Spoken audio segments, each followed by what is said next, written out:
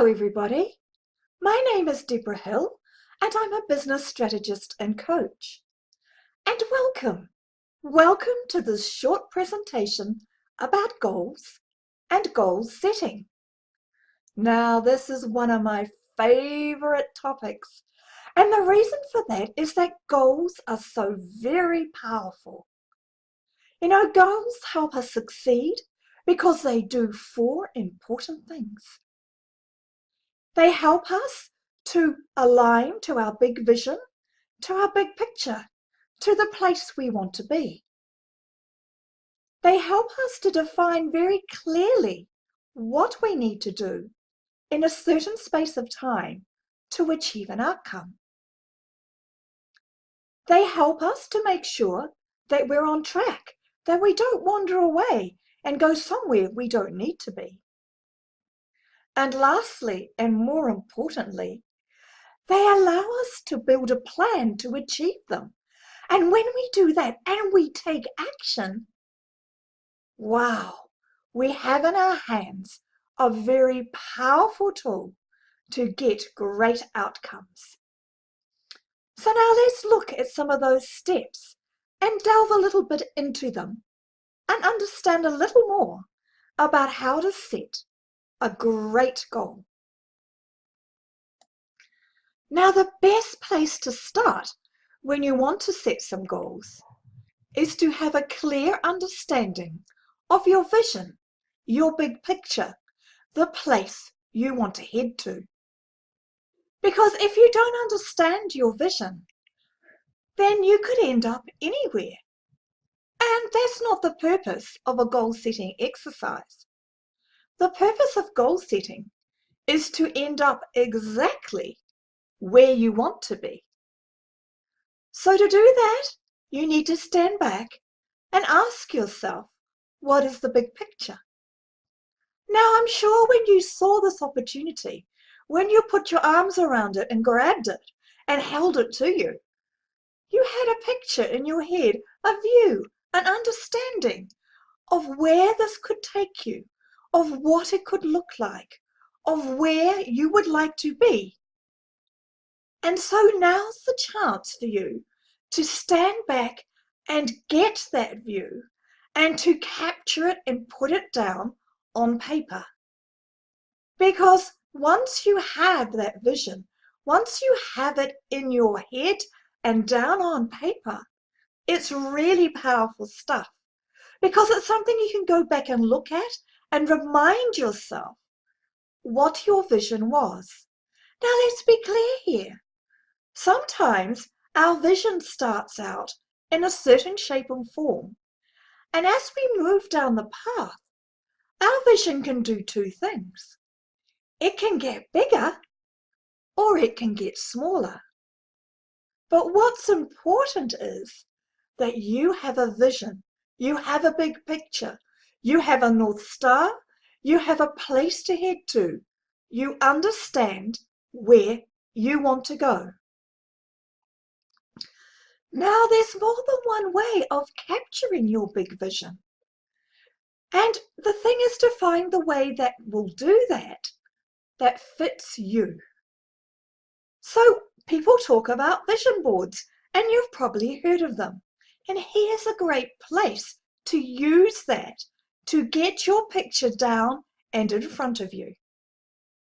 Now, you can do that in a number of ways, and there are 3 examples right here for you. One of them is that you can write. You can get a journal or a page and write out all the things you're thinking about that are up in here and get them on the page so that you can see that big picture in front of you. Another way to do it is to do a collage, and you've probably seen those types of vision boards around. To do that, you just find a whole lot of magazines and material and cut and paste and build a vision board that demonstrates and shows to you where you want to be, your big picture, your vision, your view of the future. And the third one at the bottom there, that's a bit of combination of both, because some people are good with words, Some people are good with pictures, but some people need both. And there's nothing wrong in getting that medium that fits your purpose exactly. But if you haven't done it, if everything you have about this opportunity, this thing that you want to achieve and do, is sitting right now in your head, step back, grab a piece of paper, and put that down on paper.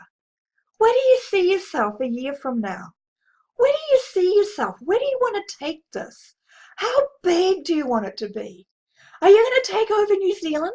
Are you going to take over Tikawiti? Write down, draw a picture, get that vision, get that view, and put it down on paper. Because this is a critical piece to goal setting. You need to understand where you want to go. You need to understand what you want to achieve before you can set a goal to get there. So take a moment, step back, get your vision, get it down, write it out, draw it, paste it. Get that vision on a page. And once you've got it down, put it in a place you can see it every day. Now, here's the next step in the process. Have you got that vision? Is it done? Is it locked and loaded? If you have, brilliant, because you are really going to get a good result from this next step. So now I want you to stand back and ask yourself, where do you want to be in a given space and time?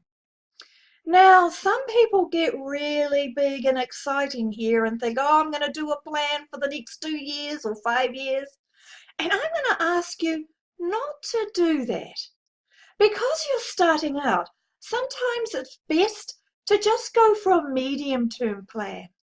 And the reason for that is you get achievable, doable goals.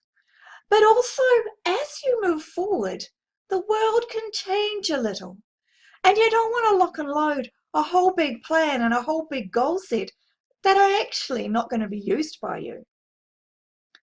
So what I would suggest you do in the first time round is to step back and ask yourself, where do I want to be in the next 3 months, in the next 90 days? In the next 90 days, if I am standing where I am now, 90 days from now, what would I like to see ticked off my list? What things would I like to have done that will move me forward?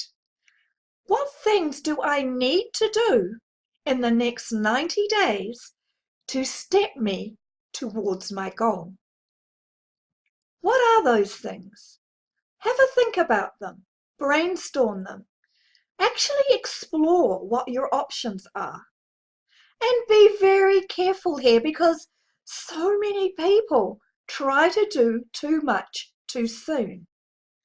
And I'm going to give you a really, really big hint here. And that hint is this.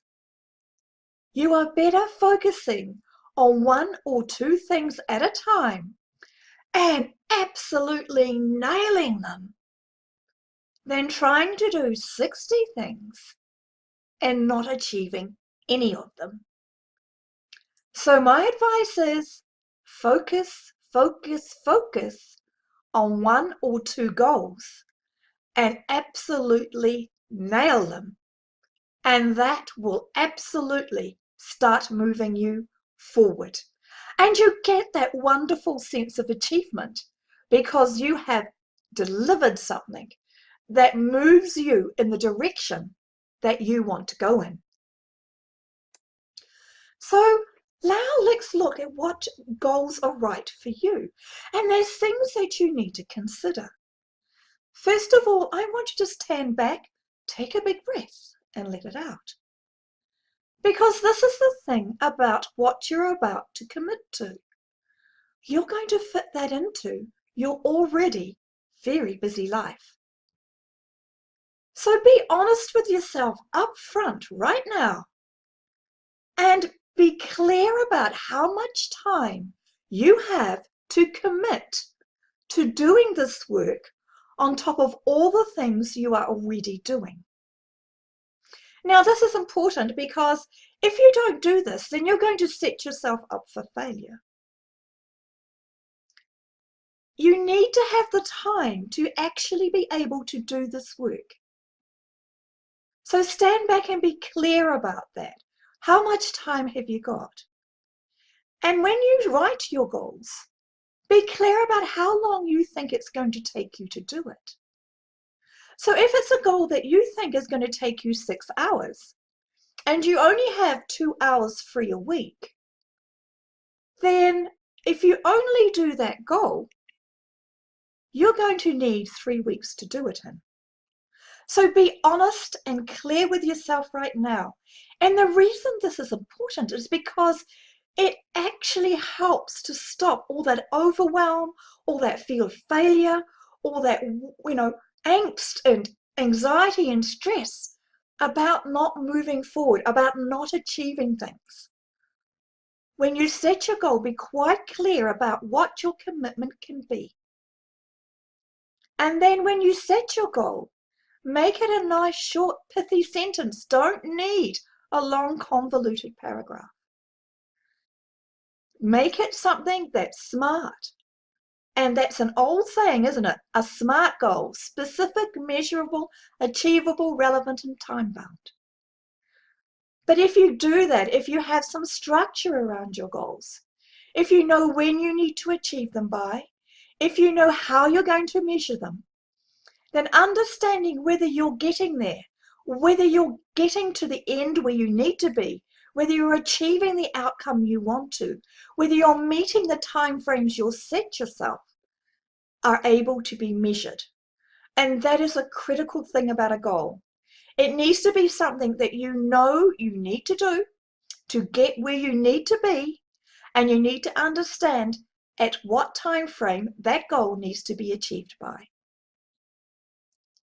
So set your goals, but do it in the construct of what you can achieve and how quickly you're able to move to get yourself forward.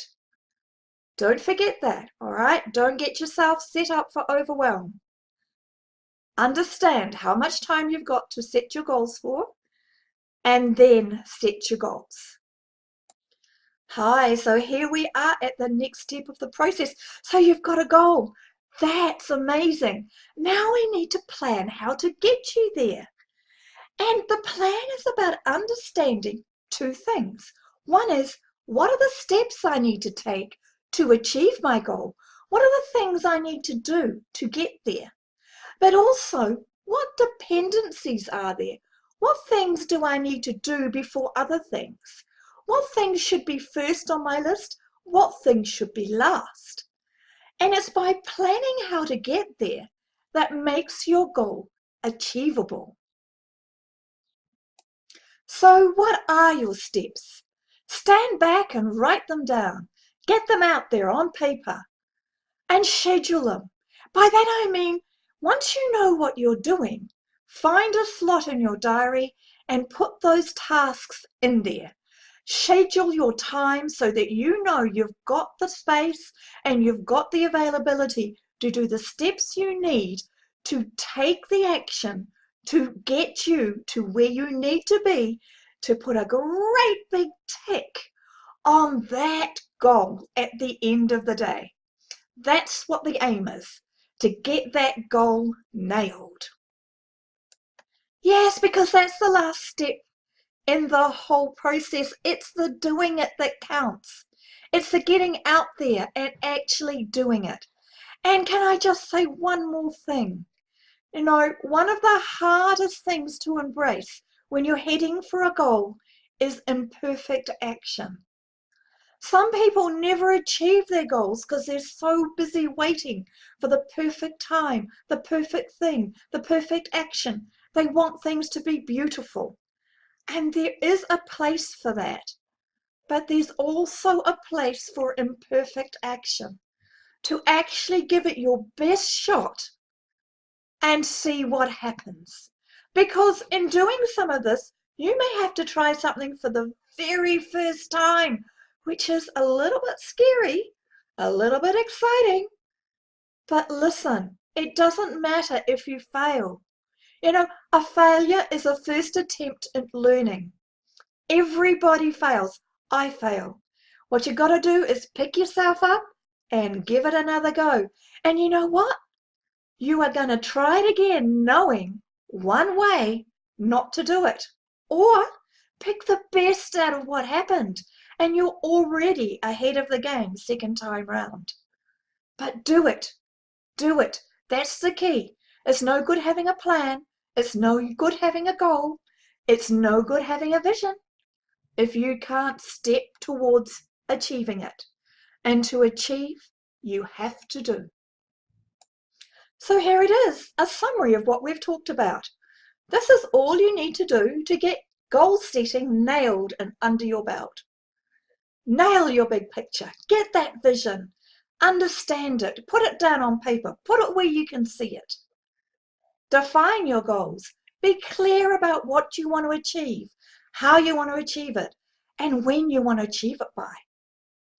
Plan your approach. Get that plan down there. Make sure that you can step to your goal in a productive way. And lastly, do. Do. Get out there and action that plan. Get to that goal and achieve your dream. It's been lovely sharing this time with you. I hope that you have found this little presentation worthwhile, and I wish you all the best in your goal setting and your future. Have a lovely day.